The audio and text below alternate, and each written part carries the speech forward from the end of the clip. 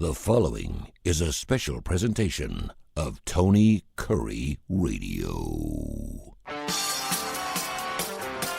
Want the real story behind the sound bites and headlines? Let's find the facts. Remember, it's not a conspiracy theory if it's the truth. You are not paranoid or confused. You just need to know. Well, here we go, everybody. It's Need to Know on the eve of the 2024 presidential election. We have spent a lot of time on this program. I'm Kip Keefer, by the way. Thank you so much for joining us here on TKR, all the Apple platforms, wherever you may be catching us here on the archives page of TKR, or perhaps on my page where all of my broadcast endeavors are posted, kqshows.com. Wherever you're listening, we're delighted to have you, and I can't begin to come up with the right words to express my appreciation to anybody who listens to the show and kind of opens their mind and their ears to some things I have to say. If you're a first-time listener, I always stress in every program that there's a lot of media these days that tries to tell you how to think. That is the last thing I want to do. I want to give you my perspectives based on not what I've heard from somebody else, based on not from watching any news programming or videos on social media or even written articles in the few newspapers that are still out there, because all of those have become the opposite of journalism. They've become biased opinion pieces where the writer or the host or whatever is trying to inject their opinions into your thought process. And if you ever hear me say anything that you think is me trying to do that, then you have not been in line with my intent, because I want to give you information on this program that gives you the ability to sit down, absorb that, think about it, and see how it affects your opinions, or allows you to have a path to have a better perspective on things. Because as much media is out there, as much information is out there, so much of it's so biased and so partisan and so slanted toward trying to drag you over the finish line to their perspective. My goal is for every American to utilize the greatest right we've been given, and that is the ability for free speech, for free expression of thought, and for using our individual liberty that we've been granted by our forefathers, the founders of this country, and the United States Constitution, that allows you to reach conclusions for yourself. And you shouldn't feel peer pressure. You shouldn't buckle to emotional triggers and impulses. You should carefully consider every fact that you know and look at things with the two most important words that there are. I almost butchered that grammatically, that there are in the English language. And those two words, common sense. And it's your common sense. It's not common sense is not a one size fits all. It's your common sense, your ability to reason, and your decision-making capability as an individual American who's been given unbelievable freedom and the ability to actually be the government of your own country. The country of the people, by the people, for the people. You, me, everybody listening, everybody you know is the United States government. And we've got to get back to that. And everybody should agree that that's what we are founded upon, and that's what we should be striving for. So with all that said, I want to give you my final thoughts on the eve of this presidential election. I'm not going to be fire and brimstone here. Again, I'm not going to try to push you in any direction, but I'm going to explain to you very sensibly and very logically how I've reached my decision. And it was a long time ago. I want to start off by saying two things before I get into that. Number one, it's the eve of the election, and there are still reports of people not being decided. Really? How is that possible? That's like saying, it's Christmas Eve, and I'm not really decided yet on what I'm going to do tomorrow on the holiday. That's, maybe the case somewhere, and that might be a bad analogy, but I don't believe that there's anybody walking around or listening to this program right now that has not decided which way they're going to go. Maybe people are not committed to the point of absolutely not going the direction that they have logically deduced and used their common sense to arrive upon. But if that's the case, I'm absolutely shocked, because they keep talking this week about last minute people breaking for this side or that side. That might be fine a week ago. Even that is illogical to me. I think everybody knows who they're supporting and why. And if they're still listening, maybe they're not steadfast in that conclusion. But I don't believe that there are people that don't know what they're going to do in terms of voting, especially in this era where we have not election day, we have election season, which I think is ludicrous to start with. Yes, okay, we need to live in a society where everybody has access and can go at any time and I guess get their vote in. That's very important. But the concept of election day is kind of the whole idea of a democratic process, the whole newfound way of going. Terry Quillian and I, my political and news broadcast partner, also great on local sports programs here on college football with me in Birmingham. But Terry and I had a conversation back in 2016 on one of our Birmingham shows, talking about this whole new dynamic of early voting and all the ways that it's been made more convenient.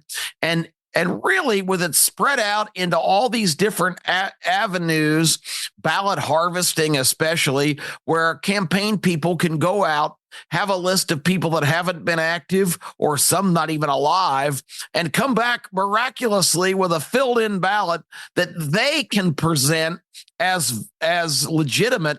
That just kind of goes against the whole principle of election day and a free society picking their leaders when you have the partisan campaign people out hustling up votes. It's a tried and true American tradition to have candidates on the stump, to have volunteers standing around at universities and shopping malls and wherever, handing out materials or trying to get people to stop and talk to them about the election, or even knocking on doors, making phone calls. All of that is great. But when they come back with a ballot in their hand, allegedly verified with a signature from a voter, that's just pretty sketchy to me. The whole ballot harvesting thing to me is just a ruse that really enables a lot more suspect activity. And there's a lot of different aspects. We don't need to pick them all apart here of these early drop boxes and mail-in ballots. I happen to know for a fact that a friend of mine whose daughter had moved back home after a divorce, a registered Democrat, he got the mail at his house every day, and said over an 11-day period in 2020 during COVID, she received, and she verified it with him because he saw them and actually took a photo. She was sent 7 different ballots from 7 different Democrat organizations. How these were official ballots, how they got hold of those, I don't know. Are these ones that were stolen from mailboxes or fell into hands illicitly? But there's just so many questions about some of the corners that can be cut and some of the cheating that's enabled with this 2 months in some periods, in some cases, period of early voting. I don't like it. I'll never like it. And even if it favors the candidate that I choose, I don't like it at all. It's not the way that the system was designed. You were supposed to get on your wagon or your horse or get into town however you could and place your ballot on election day. And I think it's a sad thing that we've gotten away from that. And I won't even talk about the tabulation of voting. That's another tragic situation that has been, let's just say, heavily influenced by the placement of a lot of people in those jobs. Remember what Joseph Stalin said. I remind you all the time, one of the worst dictators in the history of the world. Joseph Stalin said, it really doesn't matter who casts the votes. What matters is who counts the votes. So think about that.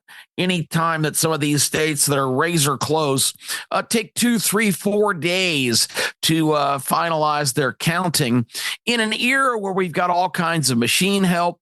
How was it in the 1930s and 40s that people voted on election day with a paper ballot and we had a result by that night? It's just questions that I ponder. And I think, once again, using your own common sense, you should ask those questions as well.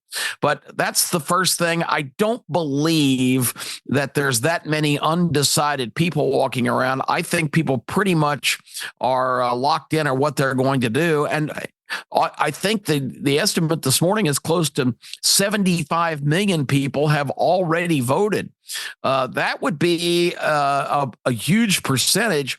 In the COVID year 2020, supposedly about 150 million people voted, which was 35 million more than voted in 2016 when there wasn't a pandemic. Those numbers awful suspect to me. We had 35 million more people participate. Yeah, I'm not buying it. I don't like it. I don't believe it.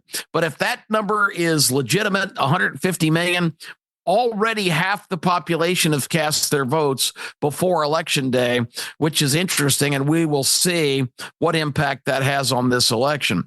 So I don't believe there's any undecideds. And the second thing, I don't, this polling stuff, every day it fluctuates. Harris has the advantage. Trump is on a surge. Harris is getting a lot of people that were undecided now in the last minute.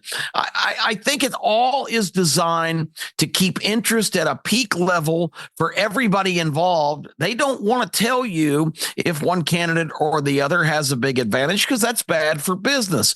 The networks always, no matter if they're the most liberal network on the planet or the most way far right conservatives, they always start every single newscast with the same headline. This election may be the closest in American history. It is razor thin. It is a dead heat going into the final days. That's what they want to tell you, because that keeps you tuning in. And I hate to be a conspiracy theorist in terms of the whole promotion. All these networks now have invested in these multi-gazillion dollar systems that break down every county, every tiny town, all the different trends historically and on election night. They've all got massive investments because this election stuff is big business. And they certainly don't want to tell you if one candidate or the other has a big edge, because they want you on the edge of your seat for as long as it takes. If it's 3 o'clock in the morning, if it's tomorrow afternoon, they're going to have eyeballs on their networks, and they're going to have sponsors kicking in tons of money. And the corporate giants that own all these networks are going to laugh all the way to the bank. So color me skeptical that the whole thing's just not a giant hype fest. And that disturbs me as well. I don't think it's as razor thin and a dead heat as they say. I think the trends are going to be pretty evident early. I won't tell you who I believe, because again, I don't want to sway anybody here, but I think there's a clear-cut edge, and I'll be very surprised if that's not the case. And if it's not the case, then it opens the door to what I just talked about, that there's a lot of different things now where how much are we really in control as voters of final outcomes? So there's a lot of things that worry me now about our process, and I'll move on to the three words that I want you to consider as you are watching everything unfold, because there's three reasons in this election. Kamala Harris, the sitting vice president of the United States, an individual who only got into the federal realm of politics in a jungle primary, which is what they're called now in California, where it's not Republican versus Democrat anymore. It's the top two vote getters in a primary square off in the election. So she beat another Democrat to take over the Senate seat from the California Senator Dianne Feinstein, who served for about 75 years and passed away a few years back.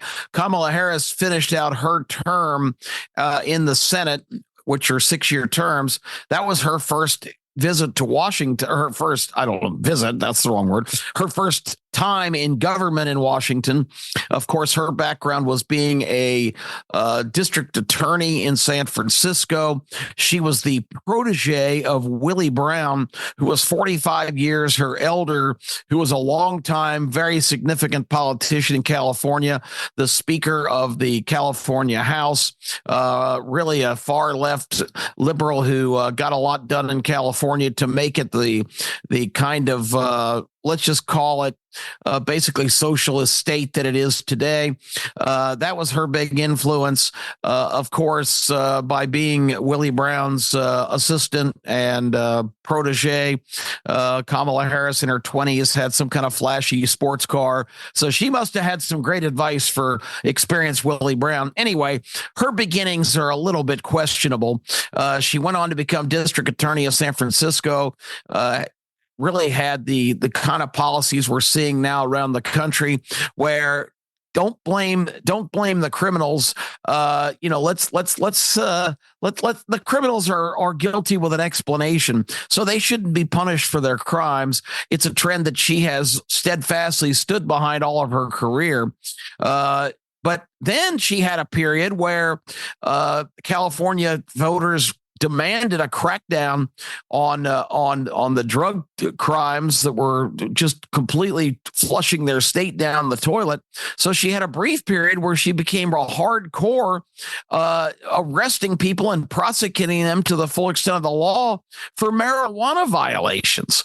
She put a lot of people in jail because it was politically expedient at that time, gaining her popularity in California, which has led to she becoming eventually the Attorney General of California, and went right back to the kind of ultra liberal policies that characterize her today.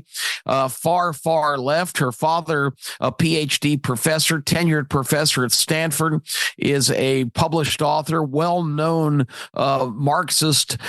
Big government is elite. Government should be in charge.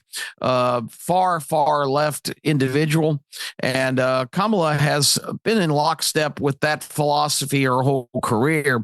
So all of this campaign ads of her being a centrist and her being for the middle class and all of that, you take it with a grain of salt, because her background and her resume, she was the most liberal senator in the United States Senate during her couple of years there, even in surveys and analysis, more liberal than self-avowed socialist Democrat socialist Bernie Sanders. If you're left of Bernie Sanders, man, you are way left. And that's what she did. She made statements that she wanted to work to eliminate the filibuster, which protects our country and it requires a supermajority on bills that are constitutional changes and different things, like the Green New Scam, which was a $93 trillion. Think about that figure. I don't think it's even comprehensible for most of us. That's just off the charts, ridiculous. When we've got a deficit now in our country of 35 or $40 trillion, they wanted to spend $93 trillion on this Green New Deal, which I call, and so others, the new green scam, which would completely transform everything in the country, take away all sources of energy with the exception of what they consider acceptable green energy. She was a vehement proponent of this and actually voted for that bill in the Senate. And all of a sudden now she's middle of the road. Oh, now she's for fracking after saying on day one she would eliminate fracking. Now she's for it. She is saying everything she needs to say to try and convince people that she has mellowed over the years and learned a lot of things. That's what a lot of apologists say. Well, all of us come to different conclusions after life experience. It's a scam. This is a far left candidate. And if that's what floats your boat, knock yourself out. I'm not telling you not to vote for her. If you want this country to become like Venezuela, like Cuba, like the Soviet Russia for many years, like China, where the government owns all industry, operates all health care, basically is your nanny from birth, from cradle to grave. If that's the kind of country you want to live in, then by all means, step right up. I'm not discouraging you. I'm just defining the different situations. The Donald Trump option, there's a lot of people that have the emotional impulse to immediately dismiss him because he's acerbic, he's egotistical, he rambles and says things that are ridiculously stupid. But that's just the guy is who he is. It's Donald Trump. If you don't like that, you're perfectly privileged to be in that position. However, this is not a act like his opponent. She is a star right now in a one-woman play trying to convince you she's a moderate and she's for you if you're in the middle class and she's going to make your life better. Well, this just in, she's running against her own record. She's running against the last 3,000 plus days where she's been vice president of the United States, serving at the side of a president that didn't have the cognizant mind function to be making decisions. If she was truly an innovative and inspired leader espousing all of these policies that she's trying to sell now, and Bernie Sanders himself, when asked, what do you think about her pivot to the middle? He just kind of laughed and said, I don't think she's pivoted to the middle. I think she's just trying to say the things she needs to say to become mainstream to get elected. And that's pretty disturbing right there. So she's not, everybody says Trump's a liar. She is maybe not bold-faced lying, but she is definitely completely reinventing herself to be some kind of hybrid commodity that can become elected. Donald Trump is what he is. He's had a term in office. All of this hysteria that he's going to round up his enemies and have them shot. He's going to jail people. He's going to have an enemies list. In the last election against Hillary Clinton, he had the opportunity when he got to be president to push his Department of Justice to indict her. A lot of the charges that he faced in terms of not securing classified information, Hillary Clinton went one step more. She had all that information on her private server. It was the most heinous violation of federal law you could possibly imagine. And he said, hey, it's over. I'm not going to prosecute her. He could have pushed that, and Hillary would have been impossible to defend herself because that was such a blatant violation. And then she, despite having all that evidence subpoenaed, her laptop, all of her files, all of that was destroyed along with 14 cell phones and was smashed to pieces with a sledgehammer to completely eliminate all of the evidence against her. So obstruction charges, the list would have been 5 miles long, but you didn't see the Trump government go after Hillary Clinton because at that point, what was the use? He was president. She had violated the law, but he didn't press that. And now all of a sudden he's going to be the second coming of Adolf Hitler and persecute his enemies and, lead them to elimination. It's just a fallacy. This guy has a tremendous family unit, a great background. He has built industries. The New York skyline is largely, the modern day skyline is largely a Trump creation. Donald Trump is an established guy. He's 78 years old. He is not planning on being a dictator for the next 20 years. They make it sound like he's, 35 years old, and his plan is to dominate politics and refuse to ever leave office. Trump knows he's in the waning days of his run, and he is allowed 4 more years from a constitutional standpoint.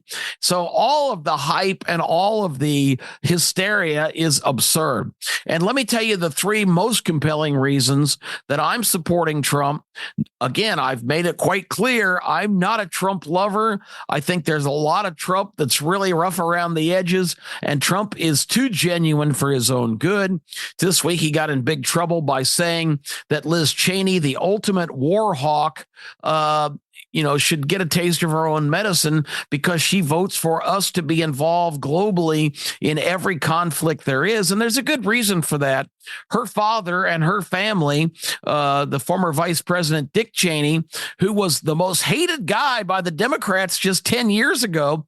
Now, of course, the Cheneys are on board against Trump because he actually pointed out and did what you would consider, Ronald Reagan would consider, the ultimate foul of criticizing another Republican. Trump not only criticized the Cheney family, he really kind of laid them right out for everybody to see, because their involvement in Halliburton, which is one of the biggest producers of weapons and military equipment in the world. When Dick Cheney took office as vice president under George Bush, Halliburton was the number 70 or so between 70 and 75 biggest weapon producing war machine company that there was. By the time Cheney got out of office, they were number 16. This is a multi-gazillion dollar business with massive contracts with the U.S. government. Every time the Americans enter into a conflict around the world, weapons are produced. All this money that's gone to Ukraine, over $100 billion, so much of that is in weapons, and companies like Raytheon and Halliburton are the ones who cash in. So there's certainly incentive for the Cheneys, and Trump's criticism of them has just ignited Liz Cheney to now be somebody that was loathed by the Democratic parties, now campaigning with Kamala Harris. And what Trump said the other day, which they're doing what they always do on the left, they're taking one sentence from that. Trump was saying that she's the ultimate war hawk. Her family benefits from all of this military activity, and she thinks nothing of getting us involved in conflicts and dispatching 10,000, 15,000, 50,000 American troops to all these hellholes around the world, these hot spots where they are in tremendous danger. All he was trying to point out was, just think how the shoe would be on the other foot if Liz Cheney and all of these radicals that always want Americans to be involved in wars and conflicts, all of these huge industrial companies that make weapons and bombs and planes and tanks, pumping millions and millions of dollars into the Washington political process to get votes by congressmen to authorize all this activity, all those kickbacks, all that money. He was saying, wouldn't it be different if Liz Cheney had to put on a uniform and man a post in one of these conflict zones, or other people that are well-known war hawks always supporting the United States involvement in conflicts all around the world? Trump is against war. He's against dispatching American troops to other people's fights. And it's high time that we kind of got into that mindset, because I know my sons are probably past the time where they would have been vulnerable to be, and there was no draft, but who knows, that could have been reinstituted with a real problem. Americans have come to the aid of the world many times, but it's important to note that things that Trump says are distorted, because he used the line about, let's see how she feels if she's got 25 guns aimed at her face. And people have taken that to he's advocating her execution. That's not at all what he said. He said, if she was dispatched to war, would she still be so enthusiastic about sending your son or daughter to war? And that's a pretty good question to ask, because I know what my answer is. Anyway, the three reasons, and they all start with E, why I think you need to think hard about who you vote for in this election, even if you've made up your mind, which I already said, I think a lot of people have. But the three E's are what I want you to consider: energy, economy, Elon. Energy, obvious. The first thing Joe Biden did, and he said he was going to do it, and Americans ignored it anyway. He said in the last debate with Trump in 2020 that he is going to eliminate the American gas and oil business. The American gas and oil business is the backbone of our economy. It is what fuels everything, and we've got the biggest supply of gas and oil under our feet in the world. And Joe Biden pretty much completely shut it down when he came into office. Now, if you may be have some sympathy for this whole climate change hoax that we are in our blip of time on the radar of the scale of the world, that we are ruining the planet by mining and utilizing fossil fuels. That's ludicrous from the standpoint that this planet's been here for better than 4 billion years. It's been through many changes. It evolves in its own methodology. The small influence industrialization started in this country and around the world in the late 1800s. So you're telling us that in 150 years that we have usurped 4 billion years of this planet functioning without interruption with our development of products for energy. It's absurd. It's political. It gives them the opportunity to completely transform the size of and impact of government. The more things like this that they're involved in, the more bureaucracy, the more money, and the bigger and stronger and more controlling the government becomes. So energy is the key. The reason that you go to the grocery store and pay like 40% more for ground beef or sugar or you name the product, milk, bread, everything, prices in grocery stores 30% higher than they were when this administration, Kamala Harris's administration, she's going to do so much for you on the first day. Guess what she's done in 3,050 odd days? She's done not a damn thing. She has been lazy. She has been uninvolved. She has been put in charge of some things which she totally ignored. Like the border, for instance, where only 14 or 15 million people walked in the country. And I love this. Kamala's record on the border is terrible. She's done a terrible job on the border.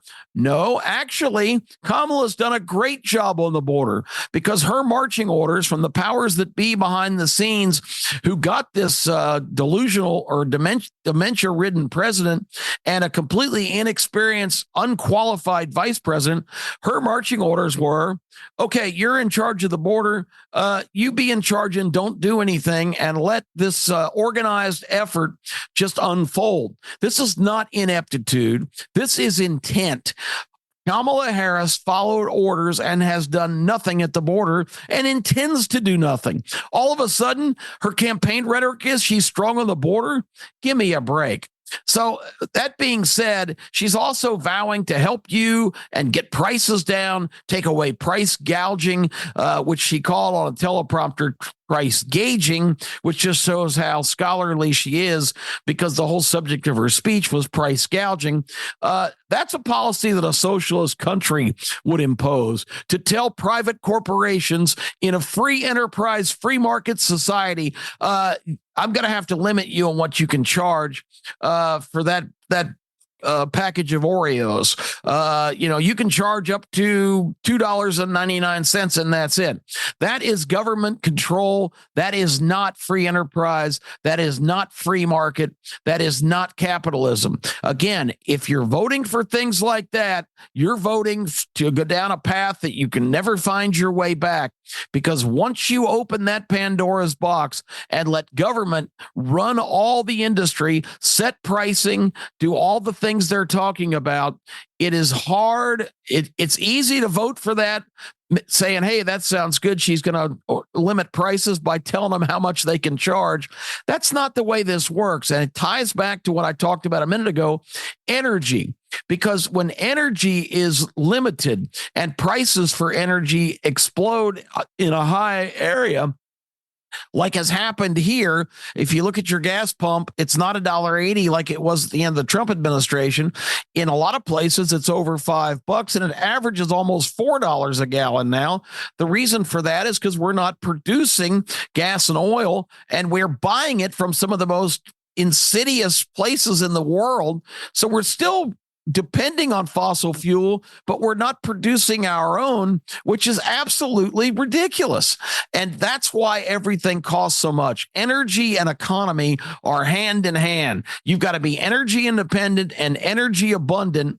And you also need, if you've got a supply, to make the rest of the world sufficient with their energy needs, and you profit unbelievably by being the provider of such. By him cutting everything off and stopping our pipelines, but yet approving the Russian Nord Stream pipeline in Europe, Russia's become the primary provider of energy for all of Europe, which is absurd because then we're paying $100 billion with the money that Putin has gotten from being back in the energy business because Biden allowed that and cut our energy production off.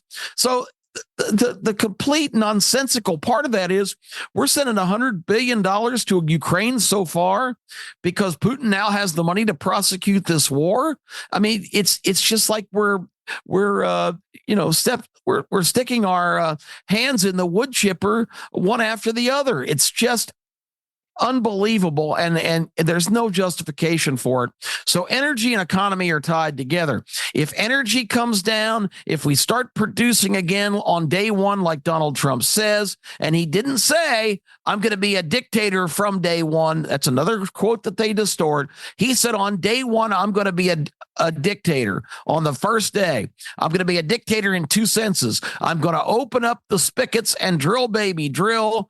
And I'm also going to secure our border to keep 14 million more people from coming into this country and exhausting our resources and further bankrupting our country. That's what he said. I'll be a dictator on the first day, not on day one. That's a whole different connotation. And he was being facetious by using the word dictator because he says those are two executive orders he was going to issue right away. So when you hear them say, he said he's going to be a dictator from day one, that is not what he said. He said on the first day, I'll be a dictator. And again, that was somewhat tongue in cheek because he intends to get us back to be energy independent like we were in 2020 when his term ended. And now we are not at all anymore because of this left wing of the party, these socialist, Marxist, lunatic nutbags that have demanded that we stop producing fossil fuels despite having the biggest abundance of that in the whole world. So those two reasons, very compelling. Energy economy. You bring the price of energy down, the price of goods comes down because the price to ship those to markets and to even manufacture them. Where do you think all of these products come from? They've got to come from plants that are powered. If the energy costs for these people are just exorbitant, then of course the prices are going to be reflected on a higher scale. And that's the simple breakdown economically of energy and economy. And if you're not in favor of that, if you want to continue to pay skyrocketing prices because as energy costs go higher, prices for consumers are going to go higher. That is the edge. That is the elementary. There's another E word. It's elementary that your vote go the way. Even if you can't stand Donald Trump, that's the policy he wants to impose. That is not the direction we would go in a Kamala Harris administration. And the last thing, Elon Musk is celebrated as probably the greatest entrepreneur of our lifetimes. He's a guy that has parlayed his brilliant, innovative, scientific mind, practical mind, and created some incredibly amazing businesses and enterprises. There's another E word, enterprising. Elon Musk has looked at this situation, a lot of people, especially Americans who have admired all of the different things he has done, have said this is the smartest man in the world. And anybody who disputes that, despite his list of accomplishments, is really kind of fooling themselves right now, even if you don't like his current political stance, which is why I'm saying this. Elon Musk, the smartest man in the world, the most innovative man in the world, a guy that has made an absolute fortune. And this is somebody who's so committed to what he believes in. He bought Twitter. He bought Twitter for $45 billion. That's a B, $45 billion. And he was asked recently, was that a good business investment? He laughed and he said, good business investment? Hell no, it's a terrible business investment. I'll never get my money back from Twitter. But what I do get is ensuring that there's a platform that is not censored, that is open for free speech, and that is the most important component that makes the whole concept of America work. So from that standpoint, 45 billion is like 100 times worth it and more, because we keep the pipeline open where the free expression of ideas can be conveyed. And I can tell you, I suffered from the previous Twitter administrations, because if you post anything they remotely didn't like, they would either put a tag on it and say, this is a possible disinformation, or they would suspend you for a week or 10 days saying that you violated their basically anything they disagreed with, you can't express. And if you want to live in that country, I sure don't. Censorship, not my bag. I don't think any American person really wants to live muzzled and unable to express their ideas. So Elon Musk, the smartest man in the world, has agreed with me. He is actually, and this is one of the great honors of my recent life, 2 times in the last month, Elon Musk has reposted things that I've put on his platform X. And they're always about this election not being Republican versus Democrat, not being Trump against Harris. This is something much more enormous than that. This is an election where you either are siding with keeping America in line with our founding principles, honoring our Constitution, which is the lifeblood of our nation, or scrapping all of that and going in a direction where you are going to hand the keys to the car to this movement who has been working methodically for years, as Barack Obama called it in his first election in 2008, the transformation of America. And the definition of transformation of America: to make us a global citizen, to take away our strength and independence and individual liberty. And if that's the country you want to live in, where you are subject to prosecution, arrest, and imprisonment, if that's what your aspiration is for yourself, your kids, your grandkids, and their kids, then by all means, vote on that other direction. But if you're like Elon Musk, the smartest guy in America, and Kip Keefer, I won't say I'm in that category, but I promise you I pore over and know enough about history and politics and the history of America and the principles it was founded on. If you disagree with us and think that's the better way to go, I'm not going to stop you, but that's my most persuasive argument, just for you to consider these facts before you punch your ballot tomorrow, assuming you have not done so as of yet. God bless America. God bless all of you. I thank you, whether you agree with me or not. That's, again, not the point of this show. I just want to give you a lot of thoughts to kind of grind around and come up with your own conclusions. And that's what I've got today. Energy, economy, Elon. Thanks, everybody, and we will talk to you next week here on Need to Know. This has been a special presentation of Tony Kurre Radio.